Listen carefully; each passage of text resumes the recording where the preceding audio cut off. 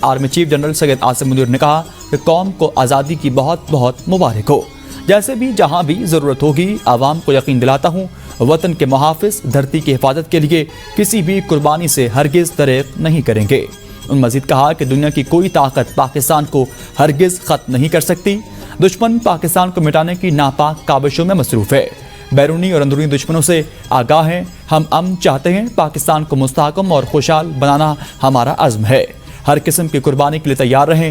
چاہتے ہیں افغانستان کی سرزمین ہمارے خلاف استعمال نہ ہو۔ چین اور خلیجی ممالک کے ساتھ اچھے تعلقات چاہتے ہیں۔